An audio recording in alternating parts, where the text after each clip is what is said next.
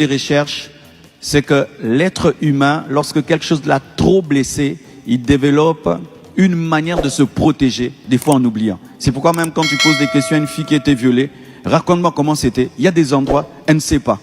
Parce que c'est comme quand on s'évanouit. Le corps s'évanouit parce qu'il te protège. C'est-à-dire le cerveau bloque tout pour te protéger d'une grande souffrance. On te coupe la main tellement que tu as mal, tu t'évanouis parce que le corps, le cerveau t'empêche d'avoir trop mal. Et au niveau de l'âme, on développe de telles choses où des fois il faut qu'on te fasse asseoir, qu'on te dise c'était ça. Ah bon? Et c'était ça. Et tu t'étais comporté comme ça. Ah, je ne sais pas. Tu étais là, mais quelque chose s'est passé, ton âme a oublié. C'est pourquoi lorsque tu sens cela, recherche la guérison où tu peux rentrer dans ton passé même si ça t'a fait mal, revivre ça, retenir ça, rendre grâce à Dieu pour ça. Alléluia. Mokolobi ke ba avocat ya Marcelo ba epo ba aider nga amono ndire ba aider été. Bende ko afoncer. Justice pour Maman Blanche. Enfin, on a une suite. Nous savons tous que nous sommes en train d'attendre le jugement du pasteur Marcelo Tounassi par rapport au décès de son épouse Blanche Kandolo Tounassi. Et aujourd'hui, on a une suite. Le pasteur, comme vous pouvez voir dans la vidéo, il s'est présenté au tribunal. Alors, les choses doivent être claires, à savoir que le pasteur a été accusé au tribunal pénal pour expliquer le décès de son épouse par la famille Kandolo, qui est la famille paternelle de Maman Blanche. Le pasteur, donc, pour se rendre au tribunal, il a beaucoup évité cette invitation en refusant de réceptionner son courrier. Le courrier lui a été envoyé à plusieurs fois. Le pasteur avait donné instruction à ses gardiens de ne pas récupérer et réceptionner aucun courrier venant du juge. Donc, c'était une façon pour lui de se cacher, de se masquer. Ils ont usé des tromperies et des stratégies en lui envoyant un colis DHL venant d'un fanatique d'Europe. Donc, le colis DHL, nous savons tous que tu dois signer la réception parce qu'en Afrique, parfois, les gens, ils nient, ils disent qu'ils n'ont pas reçu le colis. Donc, toi, le concerné, la personne à qui a été adressé le colis, tu dois le signer, reconnaître que tu as réceptionné bel et bien le colis pour que la société n'ait pas de problème à la fin. Donc, le pasteur, on lui a envoyé le colis DHL, il a signé le carton et tout ça, on lui a signé la lettre ici que la personne vous a écrit, il a signé, accusé de réception. Quand il a terminé de signer la lettre, on lui a dit que, messieurs, vous venez de signer la convocation du jugement, du tribunal. Moi, je suis greffier, en même temps postier DHL. Ah, le pasteur était très étonné, il venait de signer sa convocation qui était le 16 février. Le pasteur a donc décidé de se rendre, accompagné de sa ribambelle d'avocats. Comme vous voyez, il a beaucoup d'argent. Il a loué, il a payé, il a donné l'argent à tous ses avocats très puissants du Congo. Sauf un avocat qu'il a oublié de payer, Jésus-Christ de Nazareth. Il ne l'a pas invité. Il a invité les avocats charnels. Donc, ils se sont rendus, comme vous voyez, c'est une personne importante et connue sur les réseaux. Il avait demandé au juge à ce que ça ne soit pas médiatisé. Il y avait interdiction du téléphone pour que rien ne sorte de ces jugements-là. Effectivement, ça a été répété parce que tout le monde a été contrôlé. Pas moyen d'avoir un téléphone à l'intérieur pour qu'on ait les images de l'interview du pasteur. C'est comme ça que quand le pasteur entre dedans, le juge lui pose donc la question. Monsieur Marcelo Tounassi, reconnaissez-vous Blanche Kandolo? Oui. Qui est-elle? Oh, c'était mon épouse avec qui on a fait 23 ans de vie commune, 18 ans de mariage, mère de 4 enfants. Alors, est-ce que vous pouvez nous expliquer de quoi est décédée votre épouse? Il a dit, j'aurais bien voulu vous expliquer, mais le problème est que je ne me rappelle même plus de quel jour elle est décédée. Je ne me rappelle plus de la date de son décès. Donc, je ne me rappelle pas de quoi elle est décédée. Tellement je suis traumatisée. Pardon, l'avocat, tout le monde était étonné. Le pasteur ne se rappelle pas. On l'a traumatisé sur les réseaux sociaux. On a tellement médiatisé, on en a tellement parlé que lui, il a un trou de mémoire. Pour lui, tout ça là, c'est du noir, c'est sombre, ça cassait sa tête. Il ne se souvient plus du jour du décès de son épouse. Il ne sait pas si c'est lundi, si c'est mardi, si c'est dimanche. C'était quelle date? Lui, il a oublié parce qu'il est traumatisé.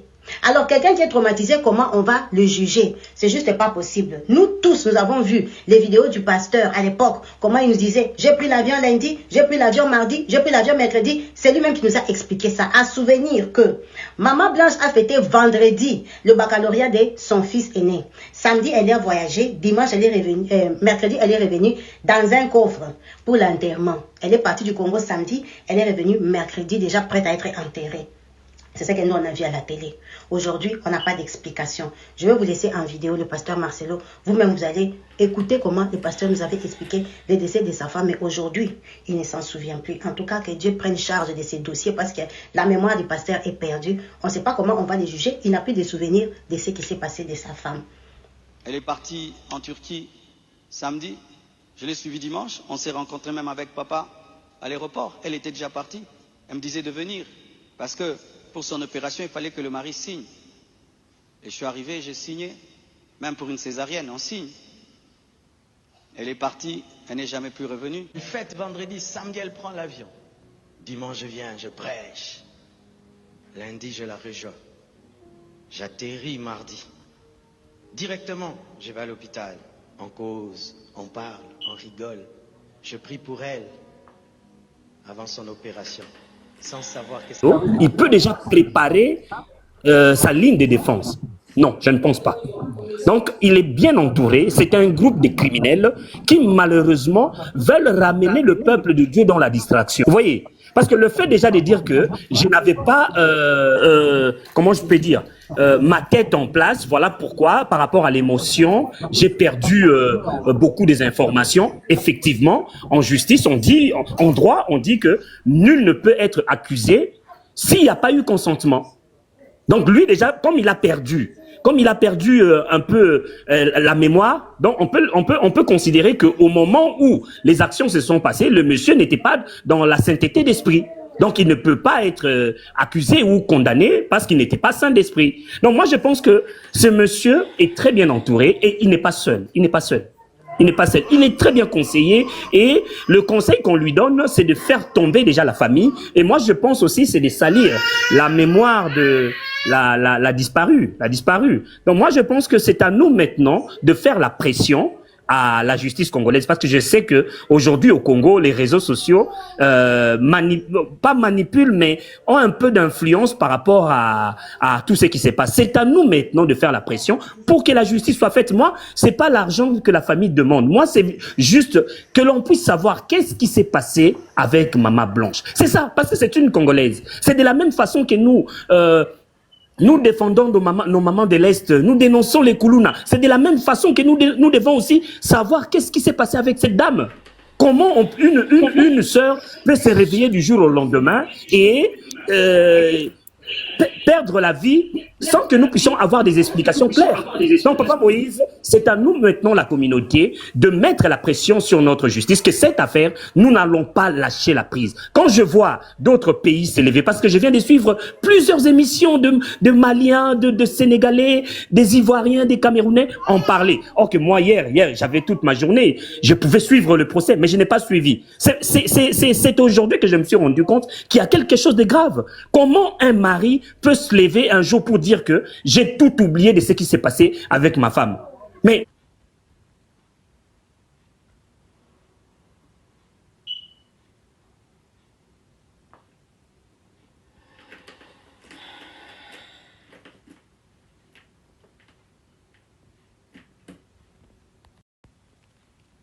ça, c'est mon propre témoignage, mes frères.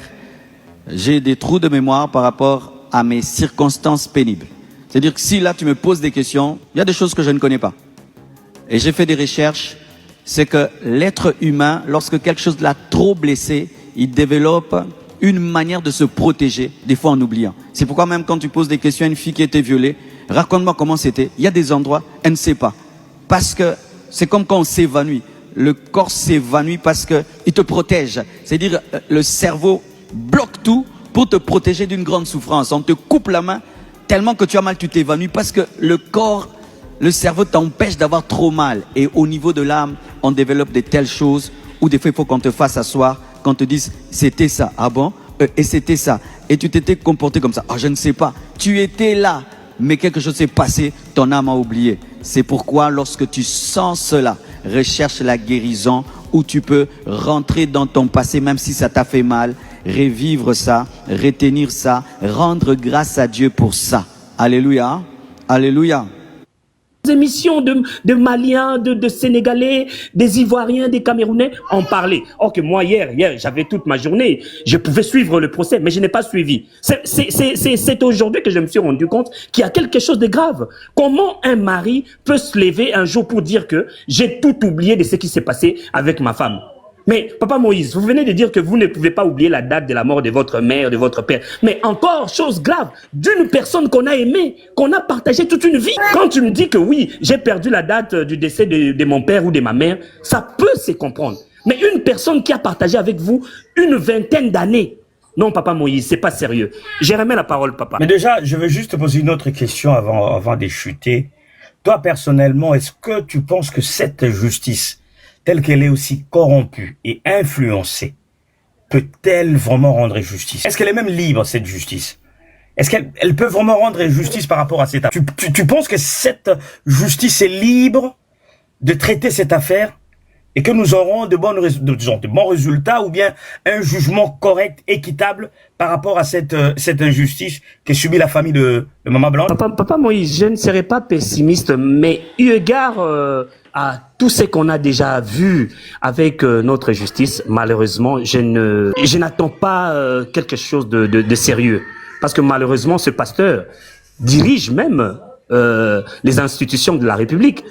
Je ne vais pas ici rentrer en politique, mais malheureusement, nos administrations, sur tout le plan judiciaire, administratif, sur tous les plans, l'Église de Réveil a tellement infiltré notre administration qu'il est fort probable qu'il puisse mettre la pression sur ce juge, afin que nous puissions avoir un mort-né de procès. Voilà, le mot est choisi, un mort-né de procès, même mort-né de pression.